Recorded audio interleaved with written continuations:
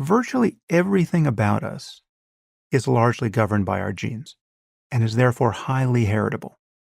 Nothing's 100% heritable, so the role for the environment is always there. It's always important. And in most cases, for the things we care about, the role for genes and the environment seem around 50-50. There is no sane person who is talking about genetic differences between human populations who is denying the importance of the environment.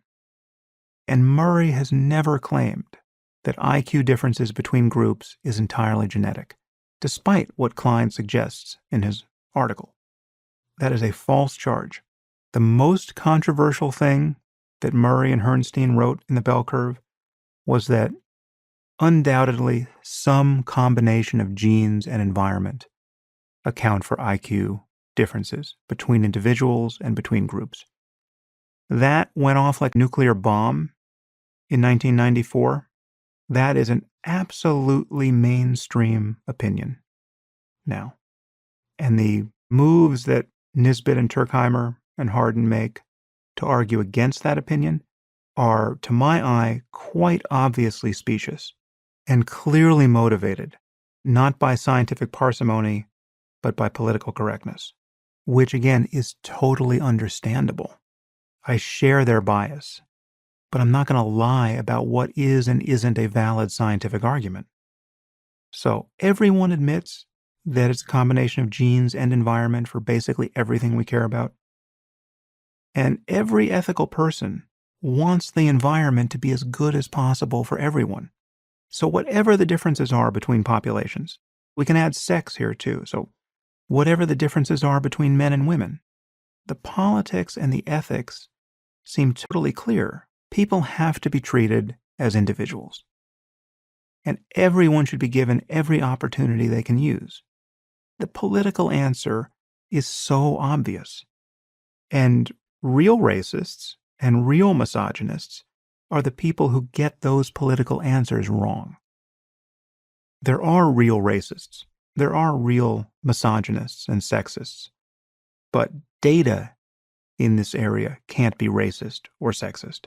And honestly, discussing the data isn't a symptom of racism or sexism. The racism and sexism come in how you want to live and how you think people should be treated.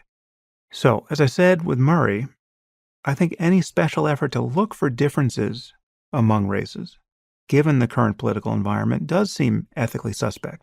Why do it? So in that sense, the backlash against Murray and me is somewhat understandable. People are worried about this stuff. I get it.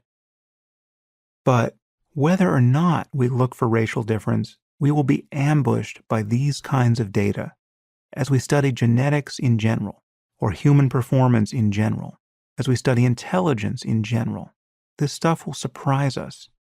And what we're seeing is immense social pressure to lie about facts, or about what seem to be facts, or about what we have good reason to expect the facts will be.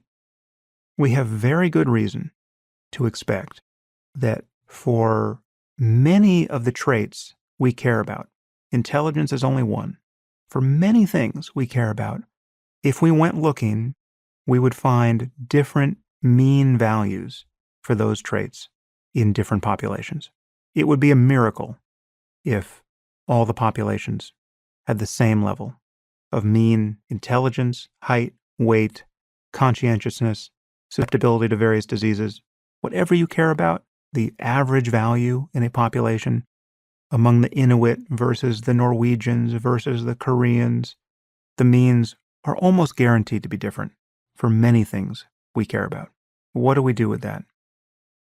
The people who are convinced that this is a moral emergency are showing themselves willing to destroy other people to prevent honest discussion about the facts that come leaking out, whether we're looking for them or not. So unfortunately, the points made against Murray are actually illegitimate, scientifically and ethically. He's accused of making mistakes he did not make, and I'm not going to just sit by and watch a witch burning